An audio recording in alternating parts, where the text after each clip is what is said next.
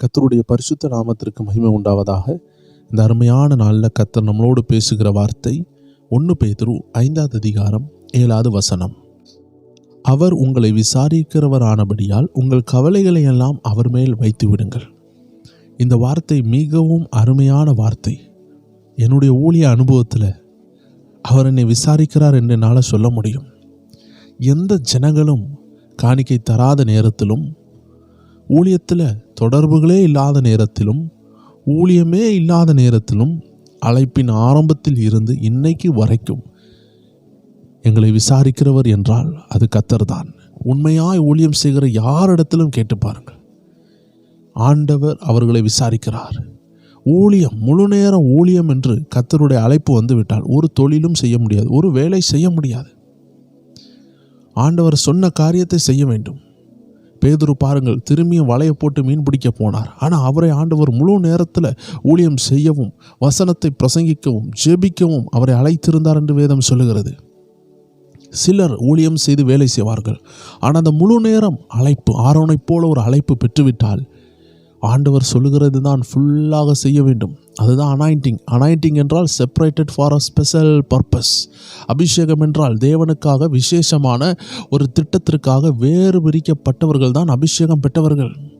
இதில் ஊழியத்திற்காக அபிஷேகம் பண்ணப்பட்டவர்கள் எந்த காரியத்திற்கும் வேலைக்கு செல்ல முடியாது. அந்த பாதையில் 25 ஆண்டுகளாக என் குடும்பத்தோடு நாங்கள் ஊழிய பாதையில் வந்து கொண்டு இருக்கிறோம். என்னுடைய தனிப்பட்ட ஊழியத்தில் நான் 15 ஆண்டுகளாக இந்த ஊழிய பயணத்தில் வருகிறேன். வாலிப வயசிலிருந்து ஊழியங்களில் செய்யவும், கர்த்தருக்காக இறங்கவும், முழு நேர ஊழியத்திலும் இருக்க அன்று உதவி செய்கிறார். இந்த நாட்களில் நிறைய உபத்திரங்கள் உண்டு. ஒரு வேலை செய்ய முடியாது.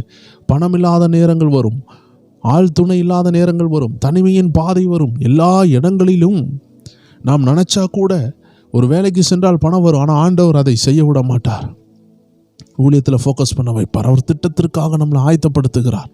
பெரிய திட்டம் வைக்கும் பொழுது பாதையில் நடத்துகிறார். அந்த பாதை கடன் வாங்காதே என்ற பாதை, பொய் சொல்லாதே என்ற பாதை, இச்சிக்காதே பிறருடைய பணத்தையும், அவர்களுடைய வீடு, அவர்களுடைய பங்களா, அவர்களுக்கு இது நடக்குதுன்னு இச்சிக்காதே, கர்த்தரே உன் பங்கு என்று அதை நம்பி வாழுன்னு ஒரு பாதை. இதை கேட்க கடினமாக இருக்கலாம். ஆனால் தேவ ஜனங்களே, கர்த்தர் நம்மளை விசாரிக்கிறார் என்பதை நாம் அறிய வேண்டும் என்றால் ஒரு தனிமையின் பாதை உண்டு.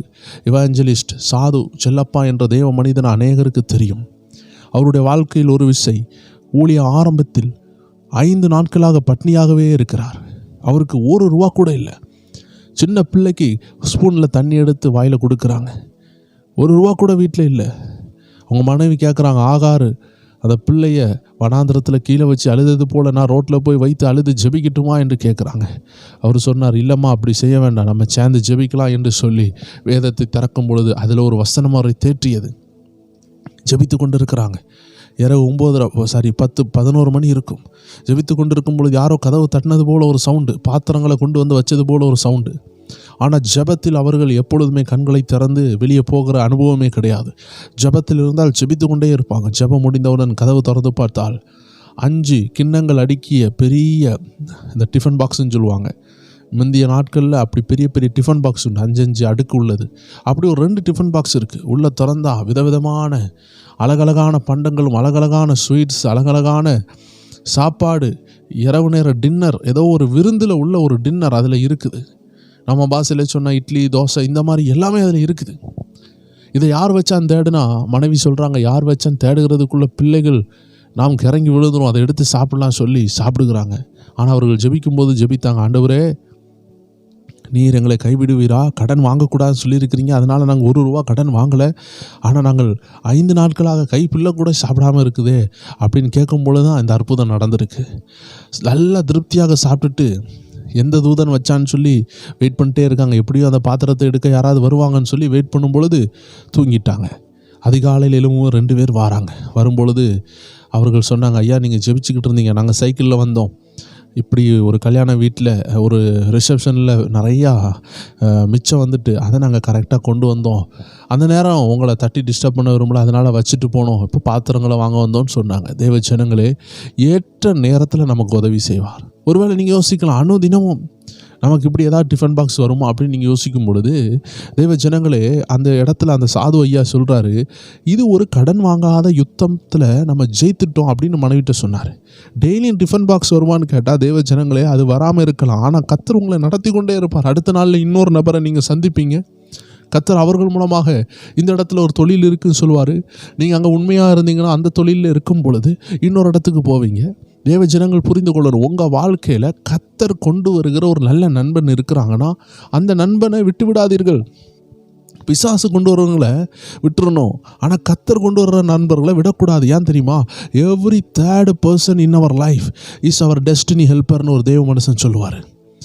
எல்லா மூணாவது நபரும் நம்முடைய வாழ்க்கையினுடைய திட்டத்தின் உதவியாளர்களாக இருப்பாங்க.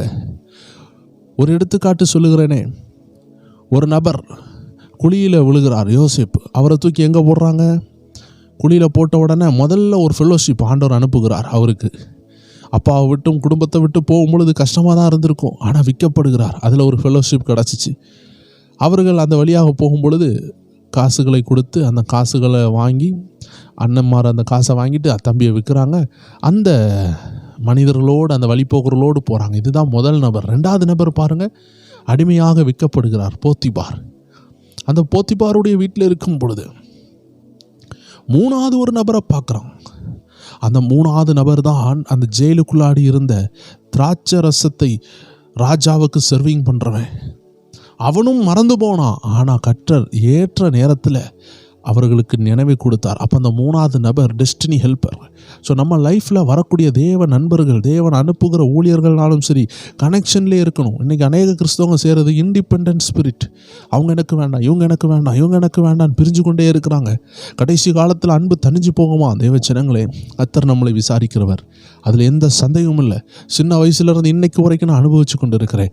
கர்த்தர் நம்மளை விசாரிக்கிறவர். ஊழியம் சொல்லுகிறது உண்மையாகவே அது பஞ்சுமெத்தை கிடையாது, அது ஒரு முள்வேலி. ஆனால் அந்த முள்வேலியில் நடந்து போனால் ஆசீர்வாதங்கள், கர்த்தருடைய மகிமை உண்டு.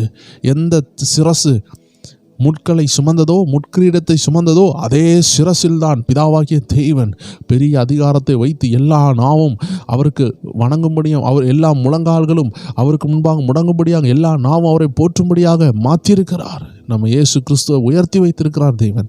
இதே போல தான் உங்களை விசாரிக்கிறவர் உயிரோடு இருக்கிறார். நீங்கள் கவலைப்பட வேண்டிய அவசியம் இல்லை. எல்லா நாளும் டிஃபன் பாக்ஸ் வரும் நம்ம எதிர்பார்த்துட்டு இருக்க முடியாது. கர்த்தர் வேறு வேறு வழிகளை உங்களுக்கு ஆயத்தப்படுத்துவார். அதனால் தேவ ஜனங்கள் உஷாராக இருங்க. எங்கே இருந்தனாலும் உங்களுடைய வாழ்க்கையின் உதவி வரலாம். அந்த நபர் மூலமாக கர்த்தர் ஒரு பாதையை காட்டுவார். ஒரு சின்ன பிஸ்னஸை தொடங்குவீங்க, ஒரு சின்ன கடலை மிட்டாய் பிஸ்னஸ், ஒரு சின்ன ஒரு பானிபூரி பிஸ்னஸ், ஆண்டவர் ஏதோ ஒன்று வழி காட்டுவார். ஒரு சின்ன மீன் விற்கிற பிஸ்னஸ், ஏதோ ஒன்று கர்த்தர் காட்டுவார். நாளைக்கு அது ஒரு பெரிய ஃபேக்ட்ரியாக மாறலாம். நாளைக்கு அது ஒரு இன்டர்நேஷ்னல் பிஸ்னஸாக மாறலாம். தேவ ஜனங்களை, உங்கள் வறுமை எங்கே போகுனே தெரியாது. ஒரு அருமையான சாட்சியை கேட்டேன். கிட்டத்தட்ட 25 லட்சம் ரூபா கடனோடு வேதனையோடு இருந்து தற்கொலை பண்ணலான்னு அவர் இருக்கும் பொழுது ஆண்டவராக இயேசு அறிந்து கொள்கிறார். ஏசப்பாட்ட தினமும் செபித்தார். இருதயம் தேற்றப்பட்டது. இருதயம் தேற்றப்பட்ட பொழுது அவர் உயிர் பிழைக்கணுன்ற எண்ணம் வந்தது. 25 லட்சம் ரூபா கடன், எல்லா கிரெடிட் கார்ட்ஸையும் செலவழித்து நிறையா கடனில் பாதிக்கப்பட்டிருக்கிறார். அப்போ அந்த 25 லட்சத்தையும் ஒவ்வொரு பேங்க்ல இருந்து வந்து கேட்பாங்க, சித்திரவதைப்படுத்தினாங்க. இவர் அப்படி ஜெபித்து கொண்டிருக்கும் பொழுது ஆண்டவர் ஒரு நபரை அவருக்கு அனுப்பினார். அந்த நபரோடு பேசும் பொழுது அந்த நபருக்கு ஆண்டவர் கிருபையாக அவருடைய பிஸ்னஸில் ஒரு பெரிய ஃபண்ட் ரைஸ் ஆனதுனால அதில் இவருக்கு ஒரு 25 லட்ச ரூபாவை ஷிஃப்ட் பண்ணி எல்லா கடன்களையும் மாறி அந்த கடன்களை மெதுவாக கெட்டக்கூடிய வாய்ப்புகளை கர்த்தர் ஏற்படுத்தி கொடுத்தார். ஆம் தேவ ஜனங்களே, கர்த்தர் நீதி உள்ளவர், உண்மை உள்ளவர். அவர் உதவி செய்யாதது போல இருக்குதுன்னு சொல்லி நீங்கள் கவலைப்படாதீங்க. நீங்கள் சென்டிமெண்டலாக உணர்ச்சி வசப்பட்டு கர்த்தரை நம்ம சந்தேகப்படக்கூடாது. கர்த்தர்கிட்ட விசுவாசத்தில் தான் நெருங்க முடியும். ஆண்டவரே எனக்கு செய்யலே அப்படின்னு சொல்லி நீங்கள் உணர்ச்சி வசப்படக்கூடாது. ஆண்டவர் சமூகத்தில் அன்புனால கிரியை செய்கிற விசுவாசம் தான் உதவும். உடனடியாக வசனத்தை நம்புங்கள். நாளைய தினத்தை குறித்து கவலைப்படாதீங்கன்னு சொல்லியிருக்கிறார். உங்கள் இருதயம் கலங்காது இருப்பதாகன்னு சொல்லியிருக்கிறார். இந்த வசனங்களை எல்லாம் ஒருக்கா வாசித்துட்டு போகக்கூடாது. ஊன்ற இருதயத்தில் கெட்டப்பட வைக்கணும். நங்கூரம் போல நறுக்கு நமக்குள்ளே இருக்கணும். நாளைய தினம் கவலை வரும் பொழுது எழும்பி நின்று நம்ம கர்த்தருடைய வார்த்தையை பேசணும். உன் இருதயம் கலங்கக்கூடாதுன்னு சொல்லியிருக்கிறாரு அப்படின்னு 4 பேருக்கு சொல்கிற லெவலில் நீங்கள் பூஸ்டாக இருக்கணும்.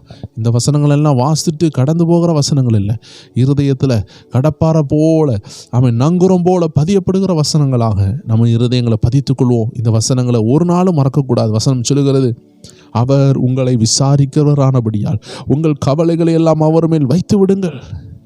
ஆம் தேவ ஜனங்களே, நம்ம யாரும் சோம்பேறியாக இருக்கவில்லை. ஆனால் நம்ம ட்ரஸ்ட், நம்மளுடைய ஃபெய்த், நம்ம ஹோப் அவர் மேலே வைக்கணும். நம்ம செய்கிறத செய்துட்டு தான் இருக்கிறோம்.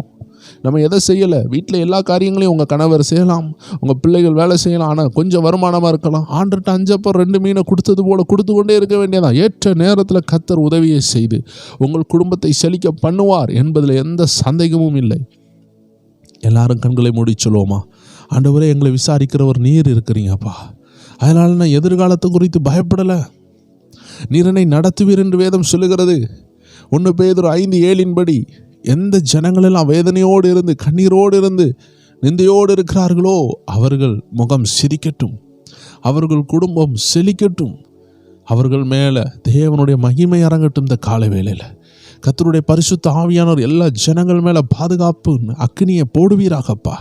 உங்கள் கரங்களில் தருகிறோம், நீங்கள் ஆசீர்வதிங்க. ஸ்கூல் ஃபீஸ் கட்டணும், காலேஜ் ஃபீஸ் கட்டணும், வீட்டு வாடகை கட்டணும், ஆண்டவரே கடன் கட்டணும், லோனை கட்டணும், இஎம்ஐ கட்டணும், வீடினுடைய வேலையை முடிக்கணும், பிள்ளைகளுடைய திருமணத்துக்கு பணம் சேர்க்கணும்.